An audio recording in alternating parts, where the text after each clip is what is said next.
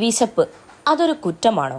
ഒരു പിടി ചോറിനായി അല്പം പലചരക്ക് സാധനങ്ങൾക്കായി ഒരു മനുഷ്യൻ ആഗ്രഹിക്കുന്നത് ജീവനെടുത്തു കളയാൻ മാത്രമുള്ള തെറ്റാണോ? കേരളത്തിന്റെ പൊതുബോധത്തിന് നേരെ ഇന്നും ഉണങ്ങാത്ത ഒരു മുറിവായി അവശേഷിക്കുന്ന ചോദ്യമാണിത്.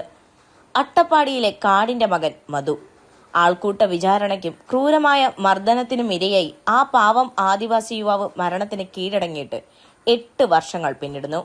ഇതാ ഇപ്പോൾ ഈ കേസിൽ അതീവ നിർണായകമായ ഒരു വിധി ഹൈക്കോടതി പുറപ്പെടുവിച്ചിരിക്കുകയാണ്.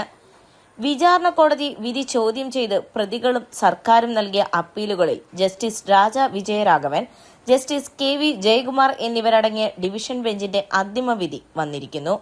കേരളം ഒന്നടങ്കം കാതോർത്ത ആ വിധി വിവരങ്ങളിലേക്ക്. ഈ കേസിൽ വലിയൊരു അട്ടിമറിയും അപ്രതീക്ഷിത തിരുത്തലുമാണ് ഹൈക്കോടതിയിൽ നിന്ന് ഉണ്ടായിരിക്കുന്നത്.